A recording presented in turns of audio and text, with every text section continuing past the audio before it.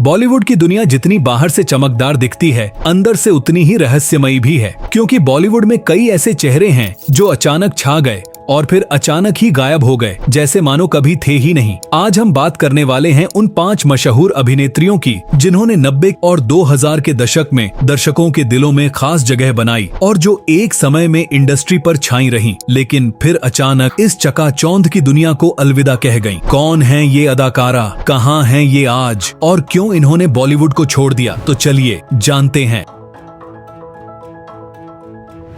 ममता कुलकर्णी 90 के दशक की सबसे ग्लैमरस और बोल्ड एक्ट्रेसेस में से एक ममता कुलकर्णी। फिल्मी दुनिया में उन्होंने जितनी तेजी से एंट्री ली, उतनी ही रहस्यमयी तरीके से वो गायब भी हो गईं। 1991 में तिरंगा से डेब्यू करने के बाद ममता कुलकर्णी ने आशिक आवारा, करण अर्जुन, सबसे बड़ा खिलाड़ी, बाजी और चाइना गेट जैसी हिट फिल्मों से खूब नाम कमाया। उनका बोल्ड अंदाज और कॉन्फिडेंस ने उन्हें 90 के दशक की सेक्स सिंबल बना दिया था। 1993 में स्टारडस्ट मैगजीन के लिए उनका टॉपलेस फोटोशूट बेहद विवादों में रहा, लेकिन कहा जाता है कि चाइना गेट के दौरान उन्होंने राजकुमार संतोषी से पंगा ले लिया क्योंकि फिल्म में उनका रोल छोटा कर दिया गया था। इसके बाद इंडस्ट्री में धीरे धीरे उन्हें काम मिलना बंद हो गया। इसके बाद ममता धीरे धीरे गुमनाम होती चली गईं। फिर 2016 में उनका नाम एक इंटरनेशनल ड्रग केस में आया। उन पर आरोप लगा कि वो ड्रग माफिया विक्की गोस्वामी की पत्नी है और तस्करी में शामिल थीं। हालांकि ममता ने खुद को निर्दोष बताया और कहा कि वो अब एक स्पिरिचुअल महिला है। आज ममता कुलकर्णी मुंबई या बॉलीवुड की गलियों में नहीं,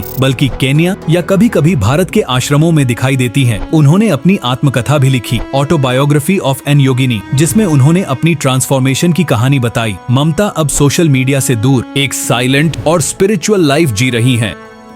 प्रिया गिल, तेरे मेरे सपने एक ऐसी फिल्म जो अमिताभ बच्चन कॉर्पोरेशन लिमिटेड सी के बैनर तले बनी थी और जिसमें प्रिया गिल ने लीड रोल निभाया था। फिर सिर्फ तुम में संजय कपूर के साथ उनकी केमिस्ट्री को काफी पसंद किया गया और जोश में वो ऐश्वर्या राय की दोस्त बनी, जो शाहरुख और ऐश्वर्या के फैन बेस के बीच भी नोटिस की गई। लेकिन इसके बाद प्रिया धीरे धीरे फिल्मी पर्दे से गायब होती गई। उन्होंने मलयालम, तमिल और पंजाबी फिल्मों में काम किया, लेकिन इंडस्ट्री में वो पहचान दोबारा नहीं मिल पाई। इंटरव्यूज से दूर रहने वाली प्रिया ने कभी खुद से इंडस्ट्री छोड़ने की वजह नहीं बताई, लेकिन इंडस्ट्री के लोग बताते हैं कि वो इस पॉलिटिक्स से तंग आ चुकी थीं। 2006 के बाद उन्होंने फिल्मों से पूरी तरह दूरी बना ली। कहा जाता है कि अब वो यूएसए में सेटल हैं और एक बेहद प्राइवेट जिंदगी जी रही हैं। सोशल मीडिया पर भी उनका कोई ऑफिशियल अकाउंट नहीं है।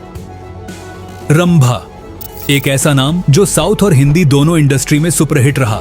जुड़वा, घरवाली बाहर वाली, बंधन जैसी फिल्मों में उन्होंने सलमान, गोविंदा, मिथुन और अजय देवगन जैसे बड़े एक्टर्स के साथ स्क्रीन शेयर किया। रंभा ने 100 से ज्यादा फिल्मों में काम किया और वो 90 के दशक की सबसे बिजी हीरोइनों में से एक थी। पर अचानक एक समय ऐसा आया जब उनके पास फिल्में कम होने लगी। उन्होंने प्रोड्यूसर बनने की भी कोशिश की, लेकिन फिल्म 3 रोजेस फ्लॉप हो गई और आर्थिक रूप से काफी नुकसान हुआ। 2010 में उन्होंने इंडो कैनेडियन बिजनेसमैन इंद्रान पद्मनाथन से शादी कर ली। अब वो टोरंटो, कनाडा में अपने परिवार के साथ सेटल हैं। उनके 3 बच्चे हैं और वो एक आदर्श गृहिणी की जिंदगी जी रही हैं। हाल ही में उन्होंने टीवी शो धी में बतौर जज वापसी की थी, लेकिन फिल्मों में उनकी कोई वापसी नहीं हुई। संडाली सिन्हा, तुम बिन ये फिल्म जितनी सॉफ्ट उतनी ही इमोशनल थी और उसकी जान थी संदली सिन्हा। एक न्यूकमर होते हुए भी उन्होंने बहुत ही परिपक्व एक्टिंग की और सबका दिल जीत लिया। दिलचस्प बात यह है कि संदली मॉडलिंग बैकग्राउंड से थीं और पेप्सी के एक एड से उनकी खूब चर्चा हुई थी। उन्होंने एक्टिंग की ट्रेनिंग मुंबई के किशोर नमित कपूर एक्टिंग स्कूल से ली थी। तुम बिन के बाद उन्होंने कुछ और फिल्मों में काम किया, लेकिन वो जादू दोबारा नहीं दोहरा सकी। 2005 में उन्होंने केतन मरू से शादी कर ली, जो एक बिजनेसमैन है। उसके बाद उन्होंने फिल्मों को छोड़कर फैमिली लाइफ को प्राथमिकता दी। अब वो सोशल मीडिया पर बहुत कम एक्टिव रहती हैं, लेकिन कुछ खास मौकों पर इवेंट्स में नजर आती हैं।